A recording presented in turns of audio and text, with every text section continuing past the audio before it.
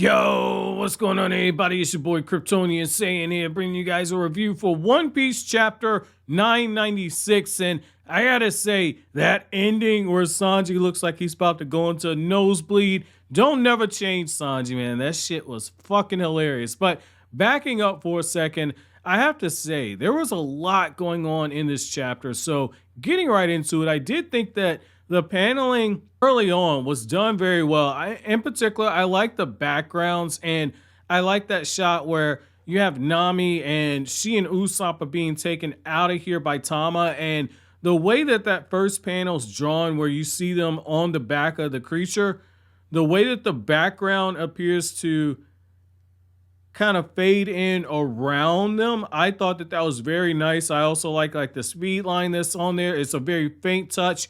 It isn't overdone. A lot of lesser mangakas would overdose on the speed lines. I like how Oda just gives you just enough to show you, and because of everything going on in the background, he didn't ignore the background and drown it out with the speed lines. So I thought that that was very beautiful. Now, I also like how you get this moment where Nami looks like she's freaking out for a second, and you get a scene where Tama says that we came here as samurai. And that's one of the things I like about what we've had out of this Wano arc so far, is that pride of the samurai and just that will to continue onward despite the odds, fighting for that honor of oneself, fighting for that honor of one's country. I think that that is so fascinating. Like, I love seeing just the way that the Straw Hats during this time are getting a crash course on the samurai culture, and we as the readers are getting it as well. But the MVP of this whole chapter has to go to Yamato. Like, Yamato,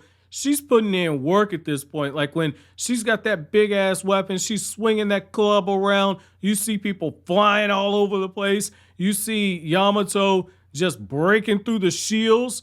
You see that, she's breathing heavy for a second, but she's not giving up, and she's continuing to protect Shinobu. And you had this beautiful moment where Yamato's told to stand down on one hand, but then on the other hand, she also has Shinobu saying, just take Momo, get out of here. And she's basically saying, like, hey, Odin would never do something like that. Like, I'm going to continue walking in Odin's footsteps. I'm going to prove myself worthy of this name. And I like that right there, because it just kind of shows, like, and this is the fascinating thing with Oda, like, Oda has it where, like, different people are calling Yamato a grown man, Kaidou's son.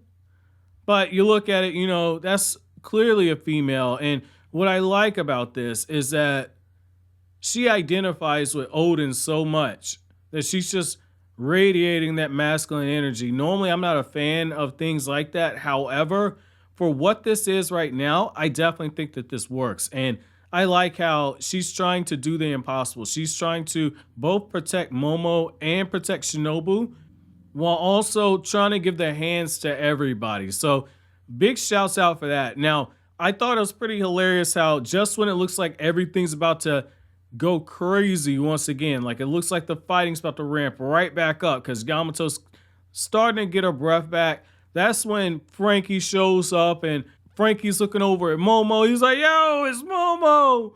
And this is so funny because Franky's got this big old oaf running right behind him. The floor gets caved in at this point. Yamato and Shinobu and Momo then are falling through the ground, and Yamato's like, hey, Luffy said that I gotta look after these two. I'm gonna look after them. You take care of these guys, but before I get out of here, I'm gonna go ahead and I'm gonna take care of this big old for you. And Yamato with just one attack swings that club. The arrow shoots through. That arrow energy just pierces right through the throat. Very, very beautiful. And I like how you get like the smoke coming out through the side of the mouth, and everybody's like, yo, we can't let Yamato get out of here. And Franky's like, damn, who the hell is this? Like, they're really setting the stage and laying it on thick. Like, Yamato's going to be a member of the Straw Hats. Like, I like that. Like, she's too overpowered not to. And I mean, the parallel's just there. Like, when it comes to the whole thing with Whitebeard taking Odin out to the sea, and then Roger taking Odin out, like, the parallels right there. Like, Oda can't not do something like that. Now, moving on elsewhere, I thought that the flashback that you get with Law and he's talking to Nico Robin. I thought it was kind of funny, man. Like, we see these two just sitting there vibing. And for me, when I see Nico Robin, and this is no joke, I know, like, I typically tend to troll Robin fans. I'm gonna keep it a $150 with you right here. Like, when I see Nico Robin and Law just sitting there, they got their legs crossed and they're just talking. That's a whole vibe right there. Like, that is a whole ass vibe. And what's crazy is, like, Law's like, hey, like, I've got D in my name. And Nico Robin's like, hey, Luffy don't necessarily care about stuff like that. However, I tend to find it fascinating. Your secret's safe with me. But she basically lets it known, like, hey, if we're going to actually get there, we've got to beat the 4 Emperors and we've got to use the Red Seepers. We got to use the Red Poneglyph. But getting out and taking them from the 4 Emperors or copying the information, it ain't going to be easy. And I like how with Law has that line where he says, hey, Korra, I've made my mind up. I want to know the meaning of this checkered fate. So that's where I'm kind of just sitting there saying, what the fuck is this Willa D stuff? Like, Oda's been kind of dragging on this. And, like, at this point, you know it, because Oda doesn't necessarily just give you the answers right then and there. Like, he's going to make you wait for it. But once you get the information, it's been one of those things where you go, oh, that's what it was. That was obvious. And you're going to go, like, back to chapter 2, and you're going to find, like, the answer to the Willa D was written on a milk carton somewhere. Like, that's one thing I give with Oda. Like, when he throws the information there, the information, it makes you smack your head against the wall saying it's so brilliant that it's simple. So getting into the whole thing with Kid, I wasn't necessarily too worked up over the Kid situation. I mean, like, they're going through, they're raising their hell. You got some really nice artwork in terms of just the weapons that are kind of piling up. I thought that was kind of cool to see that. However, that shot of Kaidou, when this man with the shading and you got the mouth clench, you see the bodies all over the place. Like, this man was putting in hella work. And what I like about that is, like, that shot where you see the club on the ground, you see the bodies as he's walking towards them. Very fucking beautiful. And then you got Big Mom, and Big Mom's like, I'm going up to where Kaidou is. Like, Oda's just raising the stakes more and more and more. And it's like, at this point, I know One Piece is not going to kill anybody, but it's like, damn, man. Like, if you're going to compare this to Marineford, and when I was getting close to Wano, a lot of you guys would tell me, like, hey, Oda said that this is going to shit on Marineford. Man, Ace died, and I was going up against, like, the whole ass, that was going up against the whole fucking Marines at that point. Like, this is going up against 2 of the 4 Emperors. There better be some bodies. Like, if we get out of this and nobody important dies, oh, I'm gonna call bullshit.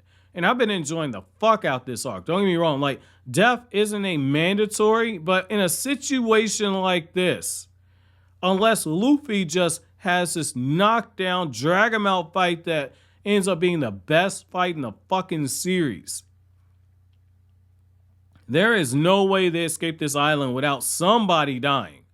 There's got to be somebody of importance. Now, if we end up seeing Kaidou die, I'm all for that. Now, I gotta say, when you have that moment where Luffy and Sanji and them they're fighting off the minions, and you see Luffy leading the charge, Sanji starts hearing all these perverted thoughts, and he's like, oh, come here, my dear, that's it. My lord, you mustn't. Oh, this would be so naughty. And, like, the way that this man's eyes are looking, you clearly got this man probably using observation hockey. So, I mean, I'm kind of curious to see where that goes. I mean, this was a fun chapter. Like, it was very fast paced. I have to say, for me personally, the way that Oda is building towards chapter 1000,